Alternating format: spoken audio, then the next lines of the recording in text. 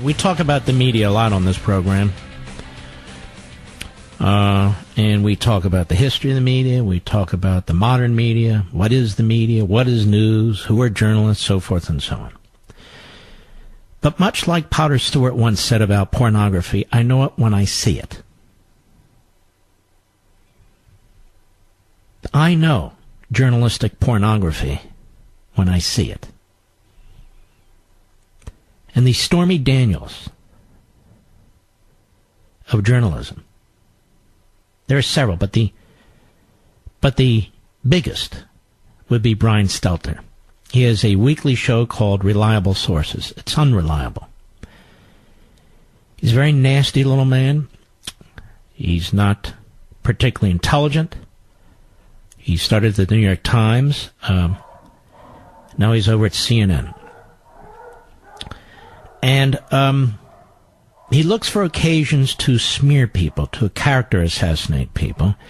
He is a hardcore leftist dressed up as a journalist. And this is the reason why so many of you don't trust these people. Week after week after week, same thing. He'll have a program on Donald Trump's mental health. He'll have a program on, well, let's start it this way. You know, I was off, when was it, Monday before last week, Mr. Producer? Of this week or last week? Last week I was off Monday. I'd gone to Florida to see my parents, both of whom are ailing. On Tuesday it was Yom Kippur. I came back on air Wednesday. Now what I had done over the weekend is I had posted a lot of stories. I don't break these stories for the most part. There's a website called LEVIN, which is a very good website. They posted a story about Professor Christine Ford. It was posted on the Drudge Report. Turns out there are two Professors Christine Ford, maybe more. And the comments on the Professor Christine Ford site were negative, largely. Some positive, but she had like a 2.5, 2.8 rating, which isn't that good. I thought that was important for my people on social media to know, so we linked to it. There was no malice aforethought, no idea it was inaccurate, no idea it was a different Christine Ford. Then I get an email over the weekend. Mr. Producer, open your microphone.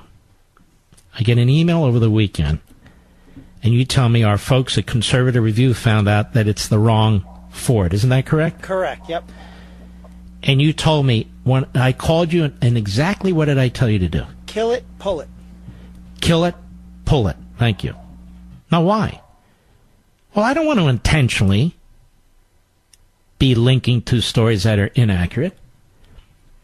Matt Drudge didn't intentionally put that on his site because it was inaccurate. Grabing didn't intentionally put it on its site because it's inaccurate.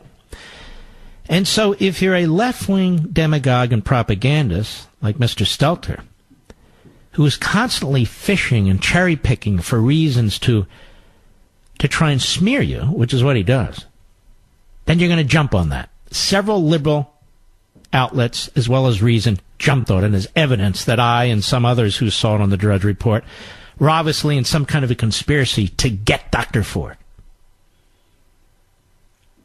And when you listen to his entire broadcast, and I went back and I did, unfortunately, you can see he tells you to judge everything pretty much based on standing in her shoes, not Judge Kavanaugh's shoes. Imagine a journalist telling you to stand in her shoes while this dispute's going on, rather than being a journalist and standing in his own shoes. And he's conveying what it must be like to be her, to be in a hotel room, holed up, trying to figure out what to do, a private person now going public. At no time did he say stand in Kavanaugh's shoes. Married for a long time to his wife, his two little daughters, his mother, at no time. So his compassion goes one way. And so being an advocate, not a journalist, being a propagandist, this is what he does. So he found what I did to be absolutely outrageous. as evidence of animus on my part. Now, I was out that Monday and was out that Tuesday. So on Wednesday when I came back, last Wednesday, September 19th, here's exactly what I said on the air. Cut one, go. I posted a link to a story on Drudge about this Professor Ford and the student reviews, which were highly negative. And then we're told by our friend over Jen at CR, Conservative Review, lets Rich, my producer, know that actually that's a different professor. I said, okay, well, just take it down. Every idiot website and some idiot newspapers found that to be a profound event and have reported it. Reported what? That I'm so out to get Dr. Ford that I'm willing to even post falsehoods. Well, I don't intentionally post anything that's false. I give my opinion. But I thought that was important. Turns out it was wrong. And we removed it. But you didn't apologize. Well, what's to apologize for? Well, it wasn't correct. And we removed it.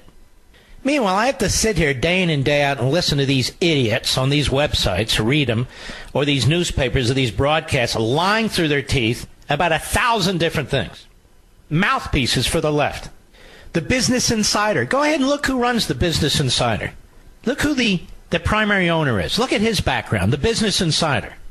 They're very upset.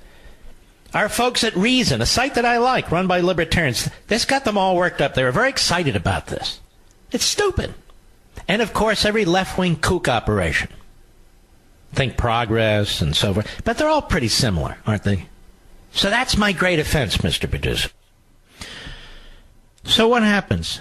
Brian Stelter does not do any unique or original reporting. He calls his contacts in the Democrat Party, don't you? He calls his left-wing contacts in the special interest groups. He goes online, he looks at other sites, he sees this. So on Sunday, well after Wednesday, well after the weekend before, he decides on his weekly program, that's only for an hour, this is a big, big deal. This is a big deal. And it goes something like this. Cut two, go. I really want to show you examples of this misinformation. It has been a problem all week long. On Monday, the right-wing smear machine dug up mean reviews. The right-wing smear machine. Does that sound like a journalist? The left-wing smear machine is behind this entire effort to destroy Kavanaugh. It's out there for everyone to see. But he talks about the right-wing smear machine. Now, there must be an enormous amount of evidence of this right-wing smear machine going after Dr. Ford. Must be all over the place. So what does he cite? Go ahead. RateMyProfessor.com. These were said to be reviews of Professor Ford. One of these pro-Trump sites said she was dark, she was mad, she was scary, she was troubled. The only problem was that the reviews were of a different Professor Ford. Seriously, I'm not making that up. So this is a week old, more than a week old. He's on a weekly show, and he finds this to be the big evidence of the right-wing smear machine. I'd already stated publicly what happened. It was pulled down by Drudge almost immediately. Grabian, the site that created it, they apologized. There's no right-wing smear machine. But he works for CNN. He can't help it. Go ahead. Mark Levin, the Drudge Report, and other bright lights of the right promoted this stuff. And this was just the beginning. All week long, actual news outlets have had to chase All right, that's enough. So he goes after Ed Whalen at National Review for a position that he took and so forth. So that's it. That's his evidence of the right-wing smear machine. You can go listen to it yourself.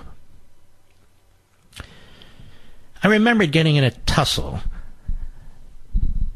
with Mr. Stelter back in March of 2017 when I pulled together 8, 9, 10 news articles from reputable news sites to point out what now has become evident to everybody but most of the news media, to point out that something had occurred with the FISA court, that something had occurred with espionage or surveillance, or something not right had been taking place with the Trump campaign and Trump Tower and Trump and so forth. I certainly didn't have any first-hand evidence. I was pulling together news articles from the New York Times, from McClatchy, and a bunch of others. I had the good sense to put them down one after the other and pull them together and look at it and read from them and draw conclusions from them, all of which were accurate. Mr. Stelter said that I cannot personally prove that anything was submitted to the FISA court. And I said, well, no, wait a minute, it's in the media. Well, that doesn't mean you have first-hand evidence. So it was utterly, utterly disinterested. And so I wrote an open letter to Mr. Stelter on why he is a complete fraud. Utterly unprofessional. Complete disinterest. Not only disinterest in a major story, disinterest in the facts that were presented as a result of other news reports. But then I get digging, and our friends at Conservative Review, which I used to edit, they get digging too. But even on my own, I get digging. And what do I find out? Well, let me go to the CR piece. That this guy, Stelter, is the worst. He's the worst. Back in December 2016, Stelter pushed an unsubstantiated video purporting to show someone speaking Arabic being kicked off a plane. Stelter did this via social media, and the video was later shown to be a hoax. What's worse? The video came from a serial hoaxer, and Stelter fought back against someone who rightly called it a hoax right after he shared it. Stelter had a narrative to push, and he did it. Then there's the time earlier in 2016 when Stelter claimed that Sean Hannity and Rush Limbaugh, among others, might be rooting for Hillary Clinton's death because they brought up her health woes. That's a classic Stelter tactic he shares with conspiracy theorists. You see, Stelter isn't saying, he's just observing. Then there was the time earlier this year when Stelter was pushing rumors that the missing, quote-unquote, Melania Trump, remember that? That he was just sharing what others were saying. He wouldn't be pushing an agenda or anything like that, would he? And of course, when I connected the dots about surveillance of Trump during the campaign, Stelter went into overdrive, attacking, the right winger. And of course, I hit back hard against Stelter. And there's lots more. You can go on my Facebook site and my Twitter site. But here's my challenge to Mr. Stelter. Why don't you come on my radio show? I want to go through every one of these stories that you put on your social media or you reported on your show that I have placed on my Facebook and Twitter sites. Each one of them. You're the reporter. I'm not. You're the journalist. I'm not. You're supposed to be objective. I am a conservative. Why don't you come on my show, tough guy? This radio show. Well, you'll be heard by millions of more people than will ever watch your Sunday show. Or Saturday, whatever it is. Come on my show, and I will go through these stories with you. And I will go through your social media links that I just talked about and others with you. So you can show millions of Americans what it's like to be a journalist at CNN. I'll be right back. Brian Stelter dismissed John Bolton as a talking head, for Fox. Talking head for Fox. John Bolton served in 2 presidential positions confirmed by the Senate and the Department of Justice. He was Assistant Attorney General for Legislative Affairs and Assistant Attorney General for the Civil Division. He served at the State Department under the Bush administration. He served as our ambassador to the United Nations. Of course, now he's the National Security Advisor to President Trump. But he was dismissed as just a talking head by Brian Stelter, who's accomplished nothing in his life. He did an interview of this guy, the porn star lawyer, the slip and fall lawyer, Aventi, or whatever the hell his name is. And he actually promotes the guy as a serious presidential contender in a softball interview. Never questioned him about his own ethics issues. Never questioned him about the lawsuits that are in his life that raise serious issues. about this lawyer's integrity. Never says a word. Greg Gutfeld points out that Brian Stelter actually tried to get the President of the United States banned from Twitter. Banned from Twitter.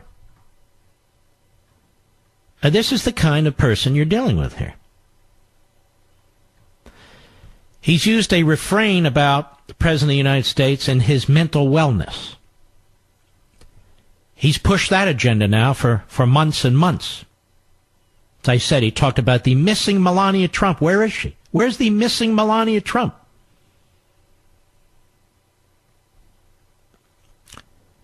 Now, why does somebody do this sort of thing? I'll tell you why. Not only is he way over his head, he's not particularly bright, he's not really educated as a journalist. He basically was sitting in his underwear in his basement somewhere in Pennsylvania, and the New York Times spotted him. But the reason he'll attack somebody like me or something is the same reason the media attack Trump or the media attack Kavanaugh or the media attack anybody. They seek to destroy your reputation. They seek to character assassinate you. They seek to shut you up.